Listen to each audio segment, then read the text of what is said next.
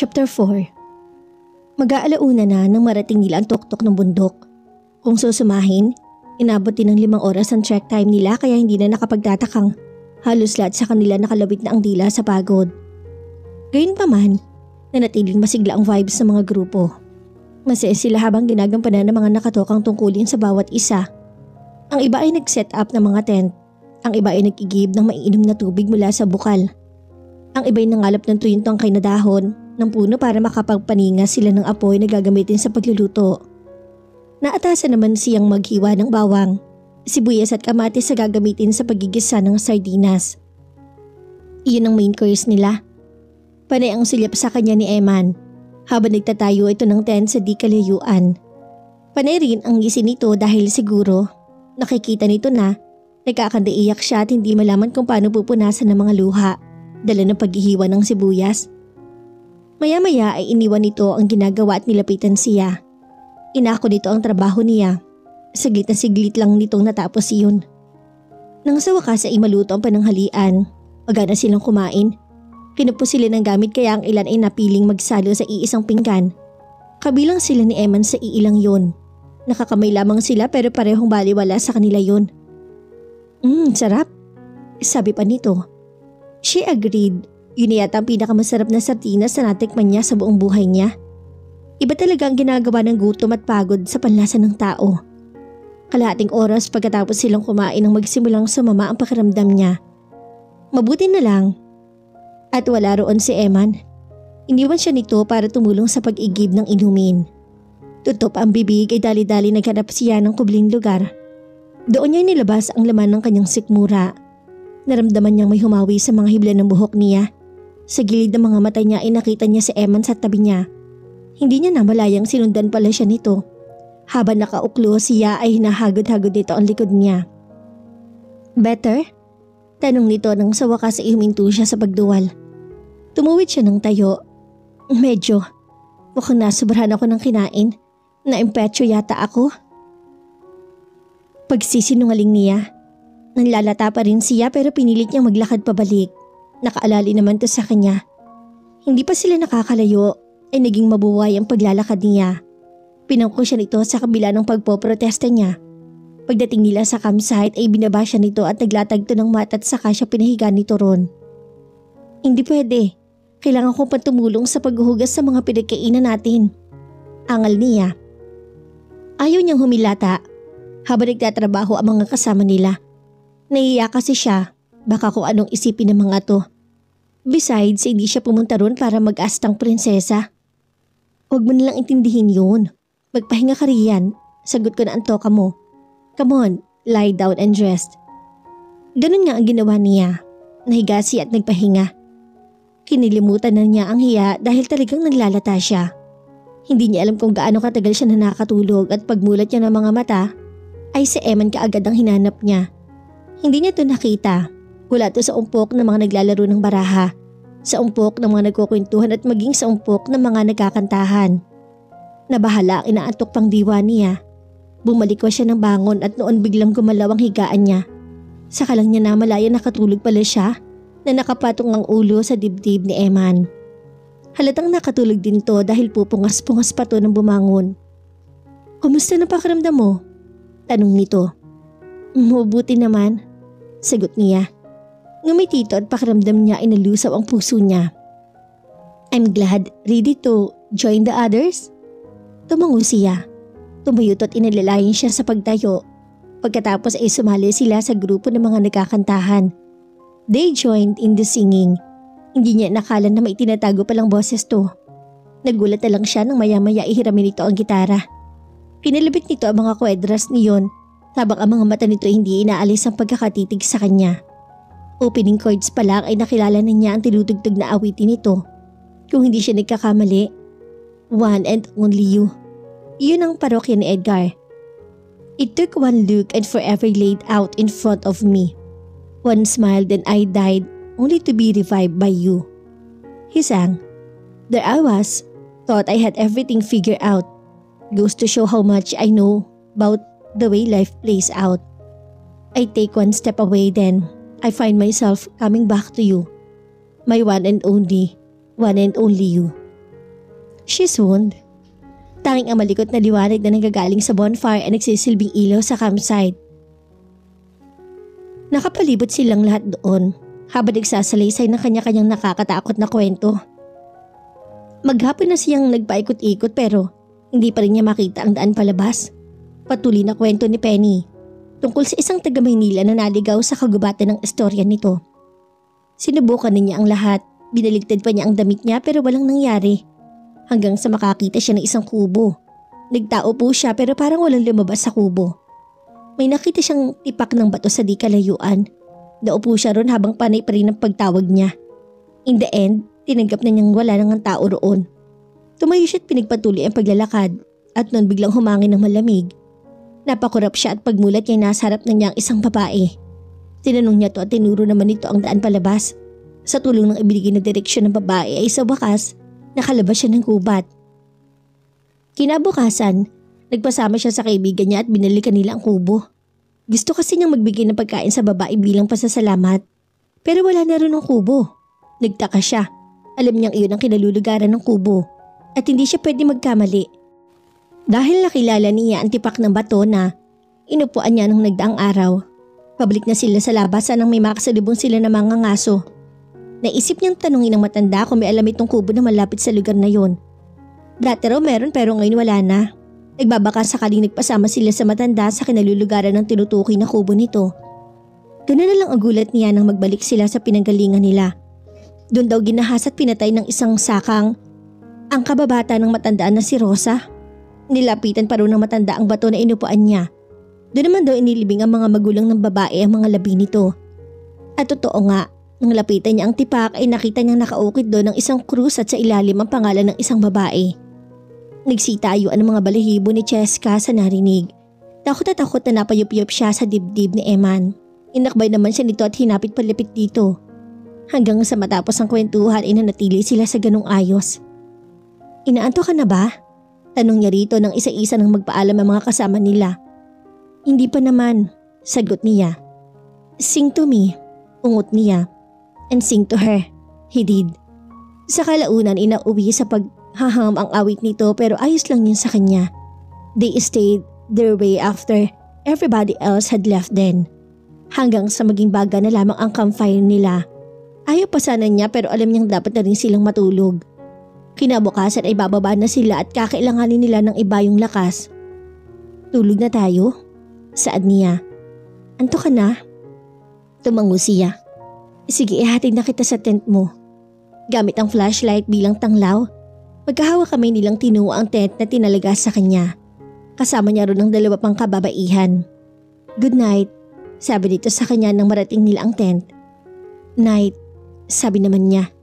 Nagtama ang kanilang mga mata. Namalayan na lang niya na sapunan nito ang baba niya habang dahan-dahang lumalapit ang mga labi nito sa mga labi niya. Dampi lamang sa simula ang halik nito hanggang sa unti-unting lumalim yun. Sweet dreams, wika nito pagkatapos ay saka tumalikod na. Para siyang lumulutang sa alapaap nang pumasok siya sa loob ng tent. Hanggang sa makatulog siya ay hindi na nawala ang pakiramdam na yon. After a while, she awoke. Malaki ang problema niya. Nanunubig siya. Ang kaso wala namang comfort room sa bundok. Natatakot naman siyang umalis at maghanap ng lugar na pwede siyang manubig. Dahil gabi na at madilim. Hindi rin niya alam kung anong mabangis na hayop ang maaring niyang makaengkwentro kapag umalis siya ng campsite. Idagdag pa na hindi pa rin mawala-wala sa isip niya ang mga kwentong narinig niya kanina. Anong gagawin niya? Nahiya naman siyang gisingin sino man sa dalawang kasama niya sa tent.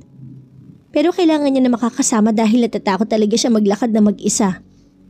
Sa bandang huli nang hindi na talaga niya matiis ang pamimigat ng kanyang pantog ay pinuntahan niya si Eman.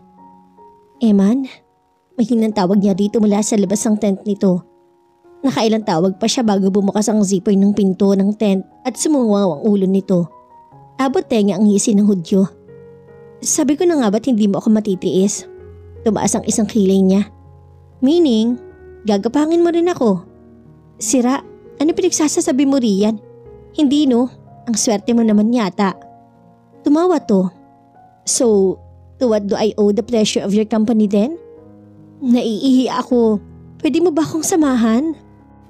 Ngumawi ito, pero umuo rin naman. Naglakad-lakad sila at naghanap ng magandang pwesto pero hindi na sila lumayo ng campsite. Diyan ka lang, wika niya na makahanap ng lugar na sa tingin niya ay pwede nang ihian niya. Lumayo siya ng ilang hakbang at nanubig pagkatapos kinapa niya ang flashlight na inilapag niya sa kanyang silid. Subalit iba ang nakapa niya.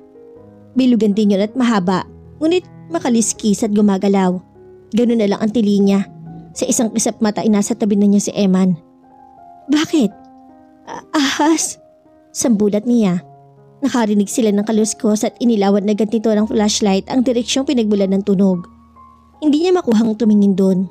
Pumikit siya ng mariin at itinakip niya ang mga palad sa kanyang mukha. It's okay. Look, nag-aatubaling tumalima siya ngunit ang inaasahan niyang ahas ay hindi niya na nakita. Sa halip, isang tuko na tila na estatwa ang naroon at nakatingin din sa kanila. Mukhang mas takot pa yun kaysa sa kanya. Napa-o siya sabay kagat ng hintuturo. Ang akala ko kung ano na nangyari. Don't you ever scare me like that. I'm sorry, I didn't mean to. Nagulat lang talaga ako. I know, sweetie. Come on, let's go back. Ginagap nito ang kamay niya at naglakad sila pabalik sa campsite. Tumigil to sa tapat ng tent nito na unang naraanan nila. Dito ka na lang kaya sa akin matulog. Pa-cute na sabi nito. Ano kasi duswerte? At saka may kasama ka kaya riyan. Kanina meron. Ngayon wala na. Pero kung papayag ka, meron ulit. Nasaan ba ang kasama mo? Ang alam niya dalawa rin ang kasama nito sa tent. Iniwan ako. Ginapang ang mga sweethearts nila? Umaawang ang bibig niya. Wala siyang kamalay-malay na habang nangimbing siya kanina ay may rigodon na palang nangyayari sa grupo nila. Hindi ka ba naawa sa akin? Mag-isa lang ako riyan sa loob. Malungkot? Sapak, gusto mo? Saad niyang inambaan pa to ng kamao. Ikaw naman hindi ka na mabiro. Sinamahan siya dito sa tent niya. Ngunit sa kanyang pagkadismaya na buksan niya ang flap ay nakita niyang sinakop na ng dalawang kasama niya ang espasyo sa loob. Kung hindi niya gigisingin ang mga to para umisod ay wala siyang hihigaan. Naupo siya ng patalongko at kinalabit ang isa pero umungo lang to. Ang isa naman ang binalingan niya. Kahit anong kalabit at pagtawag niya rito ay hindi to rumesponde. Tumawa si Emma na nakatayo sa tabi niya. Paano ba yan?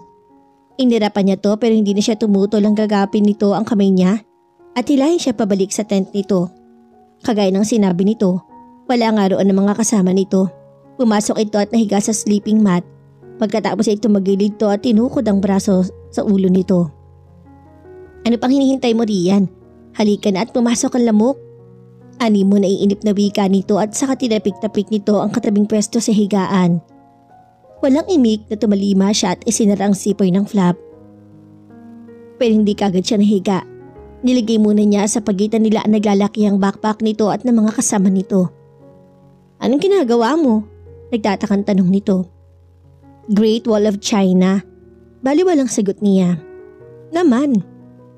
Wala kang passport kaya bawal tumawid ng border, okay? Bilin pa niya bago nahiga. Napangiti siya na magkamot-ultiw ng ulo sabay buntong hininga. Good night. Kaasar ka? Sabi naman nito. Lalong lumawak ang ngiti niya. Madaling araw na nang maalimpungatan siya at matanto na nakaunin na siya sa braso nito. Obviously, sometime during the night, he tore down her Great Wall of China. She did not mind. Sa katunayan ay lalo pa siyang sumiksik sa katawan nito. Tumingala si Eman. Pwede na? Tanong nito. Hindi pa. Laliman mo pa? Sagot ni Cheska. Demanding ka iha. Naghuhukay ito para maitanim naman niya ang sidling niya. Wala silang dalang gamit sa paghukay kaya nag-improvise na lang ito. Kumuha to ng bash yung lata at iyon ang pinanghukay nito. Dahil hindi akma ang gamit kaya hirap ito at mabagal ang pag-usad ng trabaho. Tagaktak ng pawis ito pero mababaw pa rin ang hukay. Kawawa ka naman. Wika niya at pinunasan ng bimpo ang pawis ang mukha nito. Pwede na ba to? Maya-maya tanong ulit nito. Oo. Iniabot niya rito ang supot ng seedling pagkatapos siya ilagay sa hukay niyon ang magkatulong na tinabunan nila yun ng lupa. Habang dinidiligan niya ang seedling, iniligpit naman ito ang mga kalat nila. Walang ano-ano ay napamura ito. Nang balingan niya to ay nakita niyang nakangiwi ito habang pinapagpag ang isang kamay. Bakit? Concerned na tanong niya. I cut myself. Patingin? Sinipat niya ang sugat nito na marahil inatamon nito mula sa lata. Hindi naman kalakihan pero malalim yun. Agad na binanlawan niya ng tubig ang kamay nito at pagkatapos ay hinipan ng sugat. Halika na sa campsite para magamot natin yan. Yakag niya. Ganun nga ang ginawa nila. Agad na nilapatan niya ng first aid ang sugat nito. Habang abala siya sa ginagawa ay naramdaman niyang nakatingin to sa kanya. Nagangat siya ng mukha at nakita niyang titig na titig sa kanya. What? Nakakulot ang noong tanong niya. Nothing. Hindi nga, may dumi ba ako sa mukha or something? Ang ganda mo kasi. Bulero. Naramdaman niya ang pag-init na magkabilang pisngi niya. No, it's true. You're beautiful. Lalo na siguro kapag nagkalaman ka ng konti. You're so thin. Hayaan mo pag naging tayo na patatabain kita. Ang laki ang mga mata niya. Excuse me, what did you just say? I plan to court you. I hope it's okay with you. Diretsa ang pahayag nito. Sukat doon ay kinain ng guilt ang konsensya niya. She had no right leading him on like that. Dapat hindi niya hinayaang maging malapit sila sa isa't isa. Dapat hindi niya hinayaang halikan siya nito. Ngunit dahil pumayag siya, hindi na nakapagtatakang isipin nito na pumapayag din siyang umangat ang pagkakaibigan nila sa susunod na antas. Eman, you're a great person and you've been so good to me. And I like you a lot. Kaya lang, she paused at hindi niya malaman kung paano isasalihin sa salita ang gusto niyang iparating dito. Parang hindi ko yata magugustuhan ang susunod na sasabihin mo. Wika naman ito. Eman, I'm sorry pero sa iba mo nalang ibaling ang atensyon mo. May I ask why? Hindi pa ako handa. It's okay. You're worth the wait. Nalumo siya at alam niyang kahit anong hintay ang gagawin ito wala ring mangyayari. Anong ginagawa mo rito? Walang kagiliw-giliw na tanong ni Cheska kay Eman pagkatapos niya buksan ang pinto ng apartment niya. At makitang nakatayo to sa labas. Mula nang bumalik sila galing sa hiking trip ay iniwasan na niya to. Noon lamang ulit niya nakita to. Ilang beses na itong tumawag sa kanya at ilang beses na rin siyang niyayang lumabas. Pero lagi siyang humihindi. Hanggang sa tulay ng tumigil ang panunuyo nito sa kanya. Dinadalo si Jenna, bakit? Masama ba? Wala siyang karapatang mainis pero yun ang nararamdaman niya. May balak doon na ligawan siya pero hayun at 2 linggo lang pagkatapos sabihin iyon sa kanya. Ibinaling na nito kay Jenna ang atensyon nito. Paano naman siya matutuwa kung ganun? Hindi, may sinabi ba ako? Para nagtatanong lang. Yun lang ang tinalikuran na niya to. Tinawag niya si Jenna. Pagbaba nito sa sala ay nagtungo na siya sa kwarto niya at nagkulong doon. Hindi siya komportable na naroon si Eman sa apartment nila. Pero hindi naman niya to pwedeng itaboy at hindi siya ang may bisita rito. Matagal-tagal ding nawalagi ito sa kanila. Alam niya yun dahil pinakikiramdaman niya ang pag-alis ito. Hindi nang una tuling dumalaw to sa kaibigan niya. Sa katunayan, halos araw-araw inadarat na niya to sa kanila pagkagaling niya sa bahay ampunan. Minsan, nakita niyang kumakain to kasama si Jenna. Minsan naman nanonood ng movie ang mga to. Nung isang beses naman ay nadat na niya na kinukumpunin nito ang sirang screen door nila. Sa lahat ng pagkakataong yun ay sinikap niyang gawing malamig ang pagtrato niya rito. Bagay na napakahirap para sa kanya. Isang araw, dumating to habang kausap niya si Monty sa telepono. Samahan mo naman ako, Monty. May kailangan akong puntahan eh. Malakas sabi niya. Sa kung anong kadahilanan ay hindi niya magawang tingnan si Emma na nakaupo sa sofa katabi ni Jenna. Sure, kailan? Tanong ni Monty. Pinapakilan nito ang crosswind nito at balak niyang kontratahin ito. May hanapin sila sa Ilocos kaya mas madali para sa kanya ang ganong arrangement. Kaya kahit na mas mapapamahal siya kumpara sa kung magbabas na lang siya ay ayos lang. This Saturday, pwede ka ba? Ilang araw? 2 days. Walang problema. Libre naman ako pati ng sasakyan. Thank you ha, the best ka talaga. Pagkasabi niyon ay nagpaalam na siya rito. Eksaktong kabababa lang niya ng auditibo nang tumayo si Eman. Aalis na ako. Tila galit na wika nito. Kumunot ang noo niya. Katakatakang nagpapaalam na to gayong kadarating lang nito. Bakit? Kadarating mo lang, di ba? Hindi niya napigilan ng sariling tanongin ito. Ewan, yun lang at binarahan na siya nito ng alis. Nagtataka pa rin bumaling siya kay Jenna. Anong nangyari dun? Sa lip na tumugon ay tumawa lang ito. Bakit? Anong nakakatawa? Hindi pa ba obvious sa'yo? Nagugulumihan ng umiling siya. Nagsiselos yung pobre. Ikaw kasi lukarit ka. Pakikpot ka pa gayong alam ko namang labs mo rin yung tao. But, Hep hep, wag mo nang i-deny. Hindi usong denial queen sa bahay na to. Napabuntong hininga na lamang siya.